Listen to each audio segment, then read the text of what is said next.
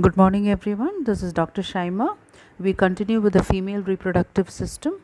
So, in this particular slide, what you can see is an ovary, a structure of an ovary. And with this figure, I would like to explain to you all the stages of follicular development. So, let's have a closer look at the figure. You can see that the stages of follicular development.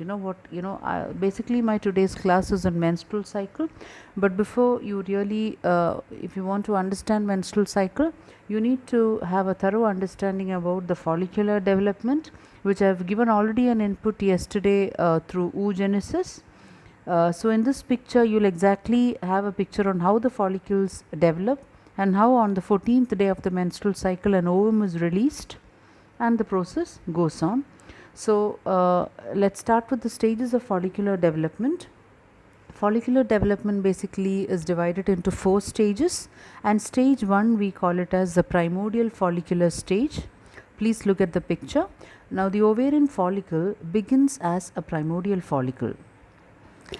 It consists of a primary oocyte exactly at the center, and it's surrounded by a layer of spindle cells.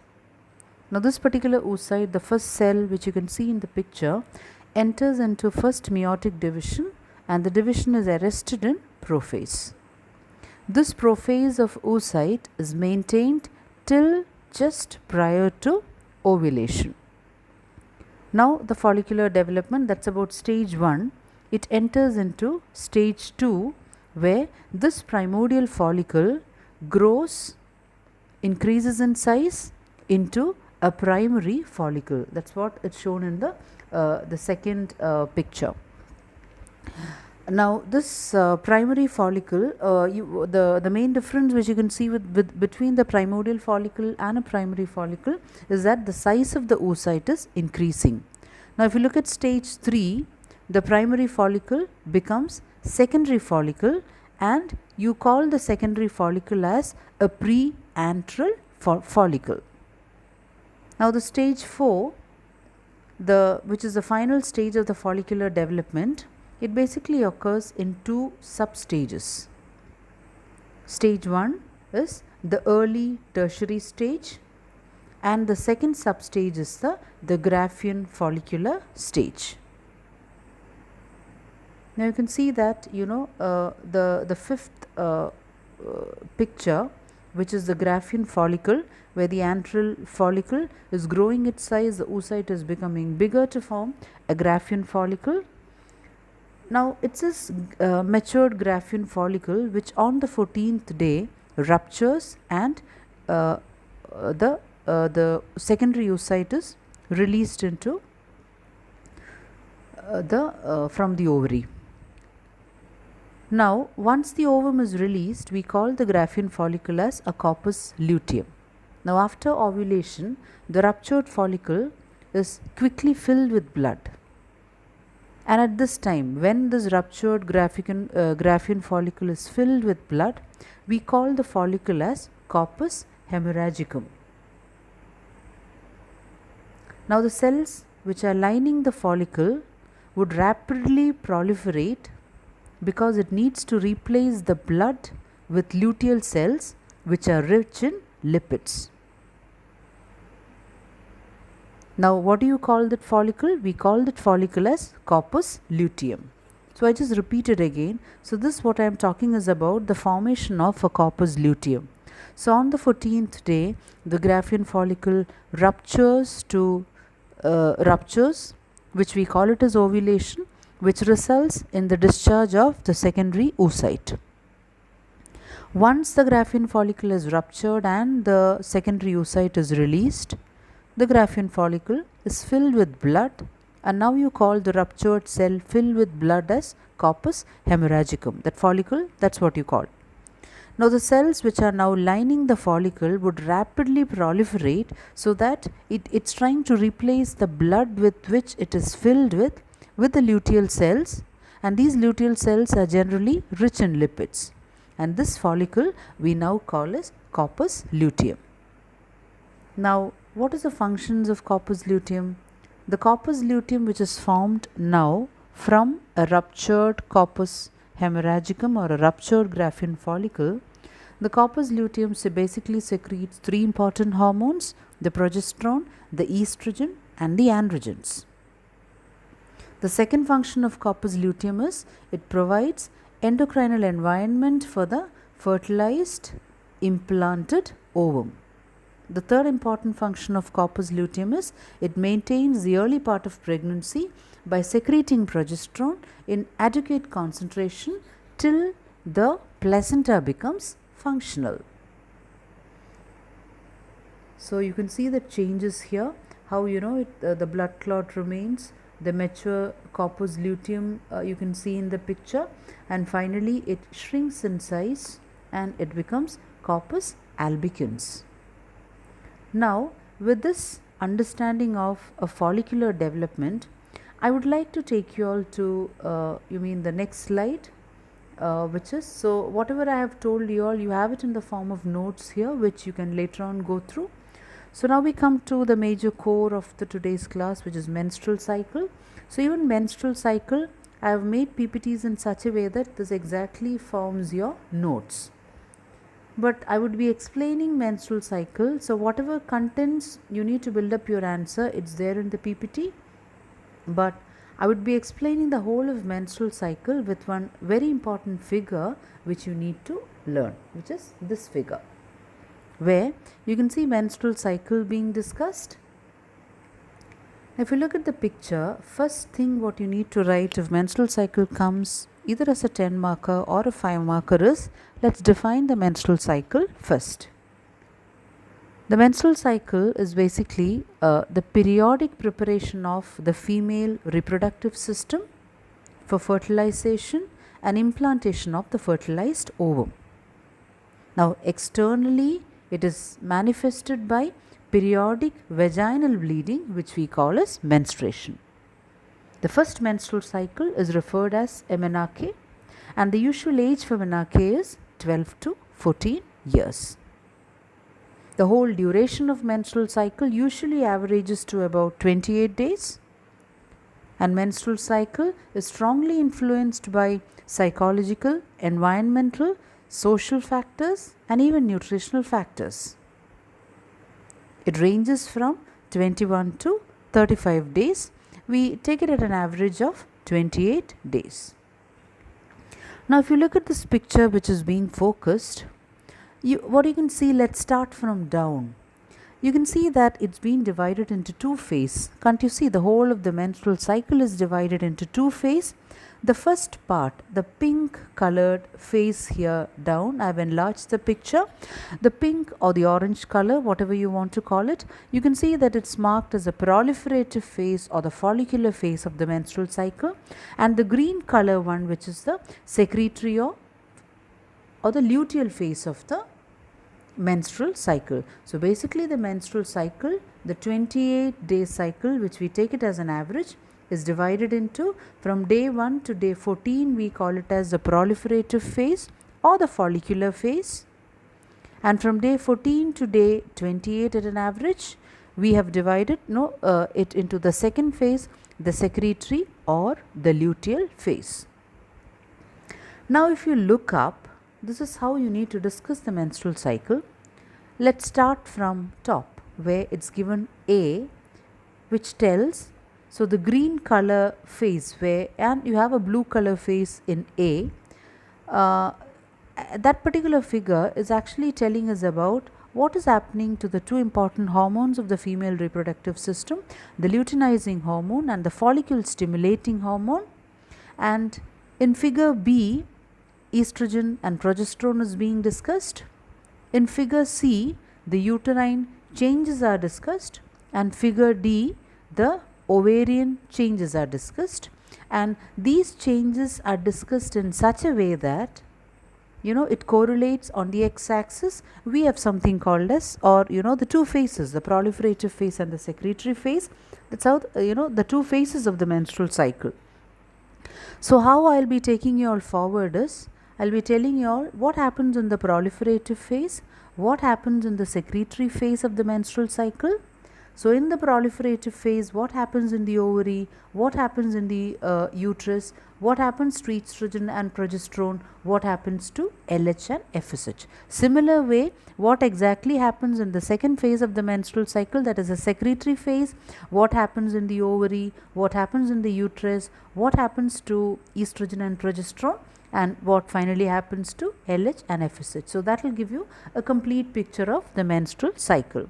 So let's see in detail about the first two phases of the menstrual cycle. The first phase being the proliferative phase. Now the proliferative phase, I have told you, it starts from day 1 of the cycle till day 14. So it's basically the period from the onset of bleeding to the day of ovulation, which you call as the proliferative phase. Now during this phase, why do you call it proliferative phase? Because the uterine endometrium proliferates during this phase. That's how the first phase gets the name proliferative phase. Now you know that it's also called as the follicular phase, isn't it? Proliferative phase or the follicular phase. That proliferation, it makes a reference to the uterus because the uterine endometrium is proliferating in that first phase. Now why do you call it a follicular phase? Because a dominant follicle in the ovary during this phase is maturing to terminate in ovulation at the end of this phase. So that's why we also refer this particular phase as the follicular phase 2. Now have a look at the second phase, where we name it as the secretory phase or the luteal phase. So now by now you should know that the first word secretory is referring to something which is happening in the uterus, and the second phase luteal is referring to something which is happening in the ovary. So the part of the menstrual cycle between the ovulation, that is from the 14th day, and the onset of the next menstrual bleeding is what you refer to as the secretory phase. That is, secretory phase falls between 14th day and the 28th day. Now why is it called secretory phase? Because the uterine endometrium is highly secretory during this phase. It's also called as the luteal phase because the corpus luteum is formed in the ovary during this particular phase, which mainly controls all the activities of this phase.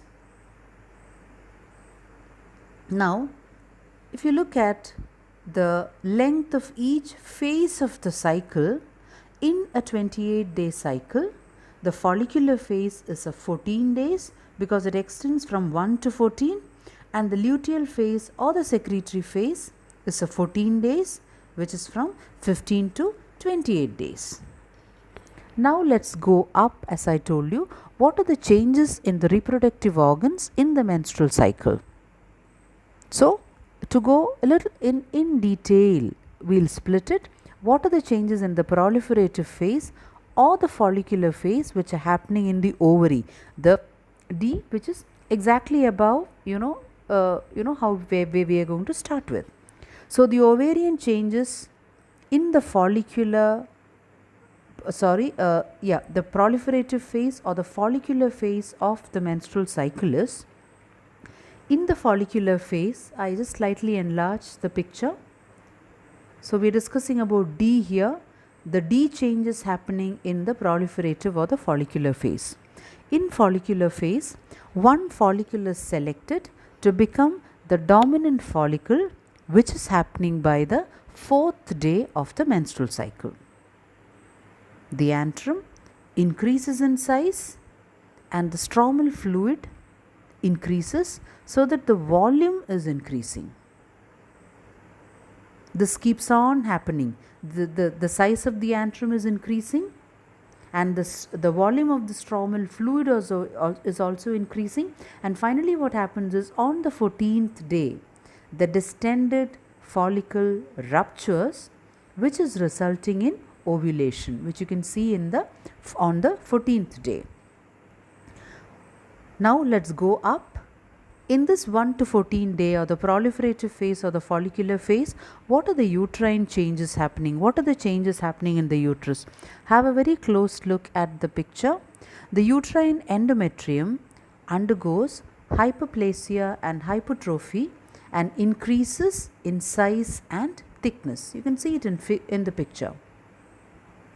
Number 2, the endometrial glands. Endometrial glands is what you see as, the one in yellow color. The endometrial glands are basically increasing their length and the glands are drawn out. Can you see that sideward, extension which is happening? That's exactly what we refer to as the glands are drawn out. The third change is the endometrium is vascularized with the formation of larger number of spiral arteries. Can you see the spiral artery, the red color one? You can see that the endometrium, the thickness of the endometrium is increasing. Along with that, the spiral arteries, the number is increasing.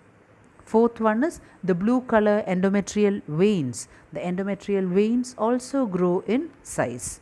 So these are the uterine changes which are happening in the 1 to 14 days, and you can see marked on top from day 1 to day 4, which we consider as the bleeding phase. So it's after the bleeding phase, the endometrium of the uterus is thickening along with changes happening in the uterine glands, the spiral arteries, and also the uterine veins.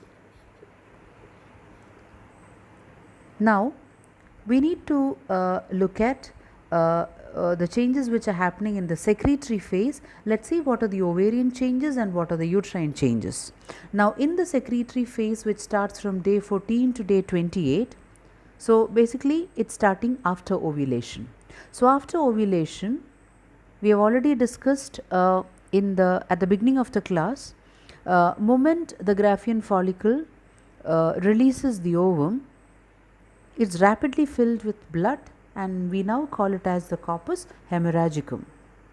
The blood clot inside the follicle is getting rapidly replaced by cells which contains high amount of lipids, which we call as the granulosa cells, and that change transforms the corpus hemorrhagicum to corpus luteum. Now corpus luteum, what is special about corpus luteum? The corpus luteum secretes two very important hormones, progesterone and estrogen. If pregnancy occurs, it's a very important point to be noted, the corpus luteum would persist. It doesn't undergo further changes, because if pregnancy occurs, corpus luteum needs to continue secreting progesterone and estrogen until placenta starts giving the human body the hormonal support. If pregnancy doesn't occur, corpus luteum degenerates between 26th to 28th day and it forms corpus albicans. It's very clearly shown in the picture at figure D. If pregnancy occurs, corpus luteum would continue existing, continue releasing its hormone progesterone and estrogen. If pregnancy doesn't occur, corpus luteum would start degenerating between 26th to 28th day and it forms corpus albicans. Now let's go up to see what are the changes happening in the secretory phase or the luteal phase in the uterus. Now the uterine changes which are happening in the secretory phase or the luteal phase is happening because of the combined effect of this estrogen and progesterone which is secreted by the corpus luteum. Now have a look at those yellow uterine glands. The yellow uterine glands during the secretory phase are becoming more coiled and tortuous. You can see that very clearly in the picture. Now the glandular cells which store glycogen and it starts secreting large quantity of carbohydrate rich mucus and fluid. So these are the two important uterine changes. Still more uterine changes happen due to increased blood supply, because you already know that the spiral arteries, the uterine arteries have really grown, the veins have also grown. So due to increased blood supply and increased secretion, the endometrium becomes edematous and thick. Please use these medical terminologies. Number 4 uterine changes are the myometrial excitability decreases due to the effect of progesterone. You need to, note down this point because it's very important. Because of, that's a very important effect of progesterone, that the myometrial excitability is getting reduced. Now, the endometrial veins form venous lakes and anastomosis. You can see towards the end, at around 25th day to, the 27th day, can you see the veins, are forming, something which we call as the venous lakes, and it starts anastomosing. Now, towards the later part, what happens is, come down to the ovarian part, the corpus luteum is regressing. When it is regressing, what is happening is the progesterone and the estrogen secretion is going to come down. Moment the uterus loses its hormonal support, that is the support of progesterone and estrogen, what happens is the coiled arteries starts constricting. When the arteries constrict, you can see that very clearly towards the 27th day, it will reduce the blood supply to the uterine endometrium. When the blood supply to the endometrium is reduced, the foci of necrosis appear in the endometrium at not at one point but at many places in the uterine endometrium. Now, these foci of necrosis which are appearing towards the last phase of the menstrual cycle, the necrotic areas will coalesce and the endometrium starts slowing at the end of the secretory phase, which results in the onset of bleeding of the menstrual cycle. So, that was the changes or the uterine changes which is happening in the second phase of the menstrual cycle or the secretory phase or the luteal phase. Now, we have got two more hormones to be discussed, estrogen, progesterone. I have already made a reference. I'll come back to that, but let's go to LH and FSH. Look at LH. The concentration of LH, you can see, so the green color phase is the proliferative phase, that is day 1 to day 14, and the blue color one is from day 14 to day 28. Now, the concentration of LH remains very low almost all throughout the proliferative phase, isn't it? The graph very clearly shows it. Now, a day before ovulation, the LH secretion sharply peaks. That is exactly 8 to 10 hours before ovulation. You can see that there is something called as a peaking of the hormone LH, which we call as that peak or the spike, we call it as LH surge. So, ovulation or the Graafian follicle ruptures and release the ovum exactly at the LH surge. Now, LH surge happens 8 to 10 hours before ovulation, and you can see that the curve is immediately declining, and that declining, it declines very fast in 24 to 48 hours, and all through the remaining secretory phase, it will remain low. So, that's about the LH hormone. Now, let's see FSH. Now, the FSH secretion increases slightly in the early part of the follicular phase. That is exactly, where the menstrual bleeding is happening in that first 1 to 4 days. And then you can see that it slowly declines. It's at a low level. But towards the day of ovulation, you can see that the FSH secretion is also increasing with LH. So, we call it as the FSH secretion synchronizes with the rise in LH. So, the secretion of FSH rises towards ovulation, but after that the change of pattern in FSH is similar with the LH pattern, isn't it? All through the secretory phase of the menstrual cycle, that is from day 14 to day 28, the levels of FSH is also following a same pattern of LHs. That means the levels of FSH and LH peaks at ovulation all through the proliferative phase, that is 1 to 14 days, And all through the secretory phase, from day 14 to day 28 day, you can see that the FSH and LSH secretion is at a low level. There is a small point to be remembered there. FSH secretion slightly peaks during 1 to 4 day when the bleeding phase is occurring. Now I would like to recollect, whatever we have done on estrogen and progesterone. Let's see estrogen here.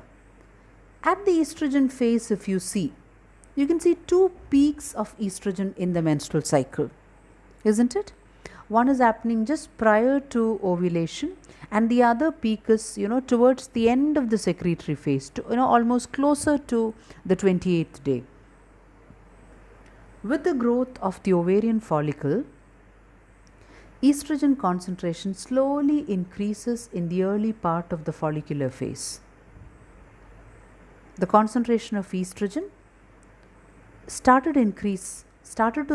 to increase from 8th day of the cycle, and it will reach a peak about 1 or 2 days before ovulation. So that's a point to be noted here.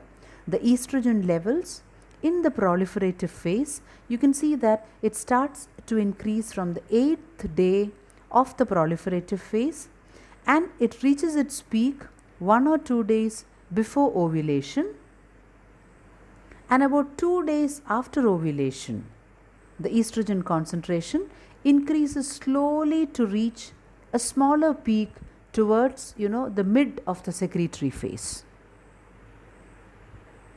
So after 2 days, when you see the estrogen level, dropping, and again it's slowly increasing, it's actually after the formation of the corpus luteum.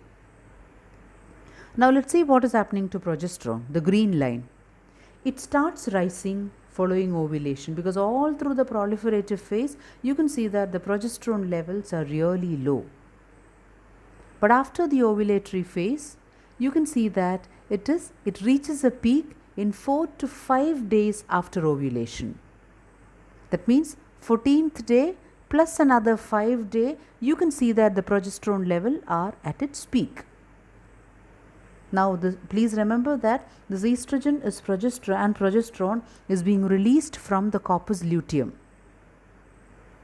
Now the peak is maintained, that means the peak of progesterone is maintained till the corpus luteum is active.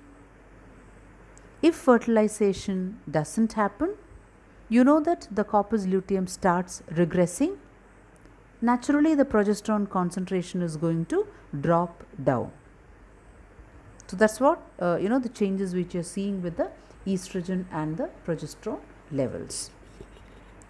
So there we finish with the menstrual cycle, and whatever I have, so if menstrual cycle comes as a 10 marker, you are going to draw this picture at the beginning, and whatever I have explained phase wise, exactly, the things I have, made it into a PPT, so you can comfortably go through this, correlating it with the picture, so you will get a better idea about the different phases of the menstrual cycle. So I think there we end with the menstrual cycle. Hope it was clear for you all, the class. So in the PPT towards the end, I have even made a mind map and attached. So before actually drawing the figure with which I have explained you all the menstrual cycle, I would want you all to include that mind map. First you can draw the mind map, then the graph which explains the menstrual cycle, and then you can include all these contents which I have included in the PPT, which would complete your answer as a 10 marker. So this was what I was mentioning about. So I think there we end with the class. So thank you everyone. Thanks for listening. Bye.